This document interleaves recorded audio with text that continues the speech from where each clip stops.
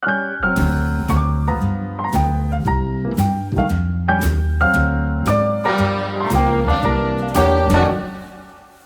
everybody, my name's Phil Ike with Hey Bay City, and I'm joined this morning by our Director of Workforce Development, none other than the great Marlena Cork. Hi, Marlena. Good morning, Phil. So we are here today to talk about resumes. Resumes. I mean, the word strikes fear in the heart of any job seeker, and so what we wanted to do was provide job seekers with some tips on how to write a great resume. But before we get to those tips, tell me first, why is a resume so important?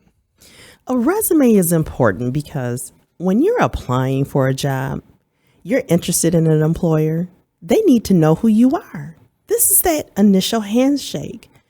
We don't see each other face to face when you're applying for a job, so they need to know who you are, what you've done, and why should I hire you? So it's such a great point because you get one chance to make a good first impression. Yes. And these people don't know you. They don't follow you on Facebook. They might look you up on Facebook. Keep that in mind.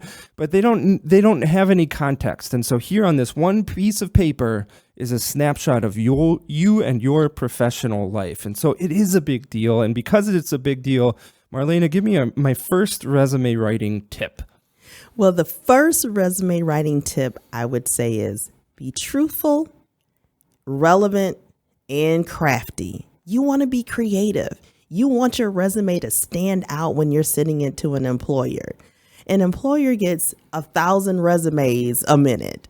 So you want your resume to stand out to that employer to say, hey, hire me. Without seeing me, hire me. Mm-hmm. You want to make sure that that information that you're putting in there is going to attract their attention right away. I say that first part of that resume is the prime real estate. If you don't attract the attention of an employer in that first 30 seconds, it's going to the wayside. Yeah, the truthful part, I'm thinking of a guy I know.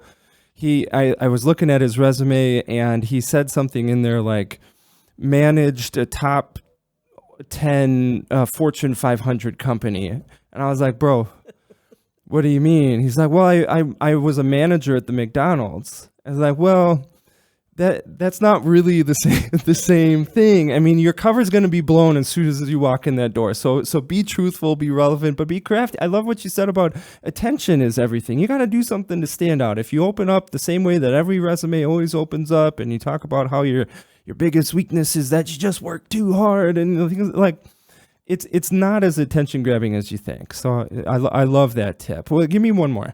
Okay, and another one. Looks matter. To go back to being crafty, it's okay. Add a photo. No one knows what you look like before they start Googling you or looking for you on LinkedIn or Facebook. Add a photo. But it is important that the style, the setup of your resume is easy to read. Use a template. Find something that you can use online.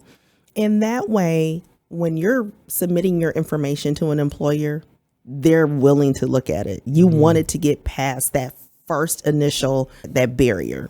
Yeah, it's easy for us to say we shouldn't judge a book by its cover, but of course we do. And especially in this case where the only thing that you have to judge somebody as an employer is essentially a book cover, 1 or 2 pages to judge. Like, it looks matter. Yes, yeah. Absolutely. So it is important, again, you want to be truthful, relevant, you want to be crafty, you want to be creative, you want to stand out from the rest. And remember, this is just like you walking up to a person and shaking their hand. Mm-hmm. You want to make a good first impression. Yeah, you get rid of those questionable email addresses. I mean, Marlena, I'm sure that you've seen more than a few of like, hey, I don't know if I'd hire this person based on their email address alone.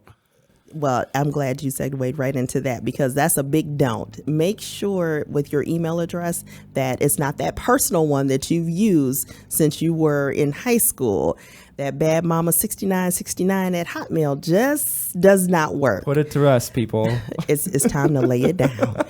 So what I would suggest, Make sure you're creating a email address. If you're job seeking and you know you're serious and intentional about it, make sure you have an email address specifically for the responses of those employers and for you to communicate with employers, because that's the same information you're providing on your resume.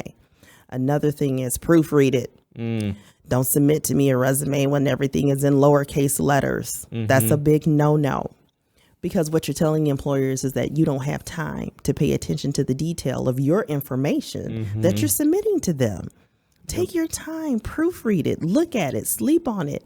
Have your mother and your dad look at it. Have Rover sniff over it. Whatever you have to do, you want to make sure that it looks good. Yeah, I think sometimes we just underestimate how hard proofreading can be. Trick I use is sleep on it, then the next day read it aloud. You got to read it aloud. Don't just read through it in your head.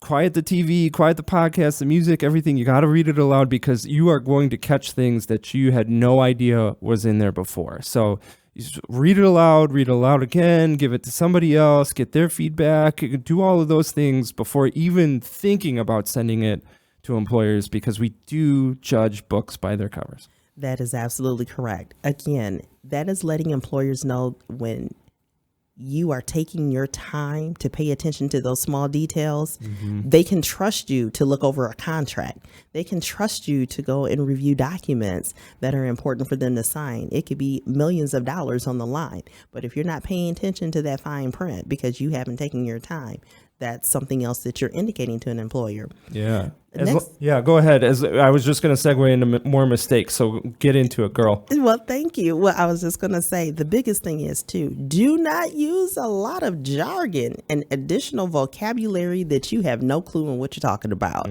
Cliches, that you're hardworking and team player. What does that really mean? You could be a team player in the most toxic environment and you're contributing to that toxicity. No, that's not a team player. Yeah, what a good point. Like, if you want to say that because you are a good team player, maybe describe what that means. Describe what makes a good team player. To give examples of how you were a good team player. Show, don't tell. Everybody says I'm a team player. Everybody says I take my job seriously. But if you can give examples, or if you could describe that, that opens up the world. It sure does. I mean, you can explain that when you're giving the information within the job descriptions, when you're talking about your employment background. Show what you've done. It's like Missouri, the show me state. Employers are like Missouri. They want to see what you've done. And the best way for you to do that is explain that on your resume. So don't jump a bunch of words on there that don't mean anything. And a lot of time people do that and it doesn't make sense. So when employers are looking at it, they're like, no, this doesn't work. And another thing, as you're crafting your resume, you're making it look all nice and pretty, avoid a lot of white space.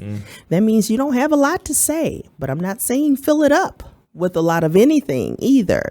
You want to make sure that it's clear, it's concise, it is full and thorough, and you want it to be clear. Yeah, and I think to a similar point is a resume that is too long. There's too much in there. There's I'm literally reading a biography of your life from age 1 until age 37.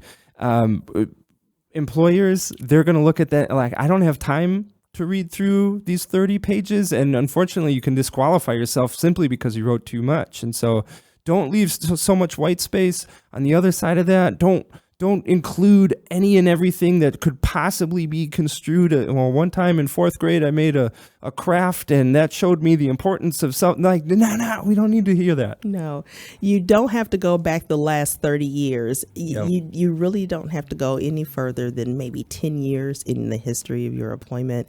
And I say that if you want to summarize your skills, that's great to do that, because yes, those previous jobs early on, that's what helped build you and create you. But we don't need to see every job. Well, Marlena, you are an absolute wealth of knowledge, and we have so much more knowledge coming at you with how to write a great resume, a great job description, tips on an interview. We can do like a little sample interview. You can be so many fun things that we have coming down the line here with Hey Bay City to help you get a job or to get an employee. And so I just want to take a moment to point out the job position platform. Any Bay County employer can post a job position on this platform. If you are a job seeker, that's where you go to find open positions. But let's say that there aren't any open positions available right now that you're interested in. What you can do is upload these new, sparkling, amazing resumes directly on the website. They go to Marlena. She creates these weekly resume packs that go out to our area employers, and that can help you get a job too. We are here to help you. We want you to have the job of your dreams. Employers, we want you to have the employees of your dreams, and that's why we are here. So if you haven't done it, follow us on Facebook and Instagram and TikTok and Twitter and YouTube. Head to the website www.heybaycity.com for this job position platform and the resume upload and videos like this that will help you get the job of your dreams right here in Bay County. Marlena, I want to thank you so much for the time you've spent with me today and all of the knowledge that you will be giving to us in the future. Thank you, Phil.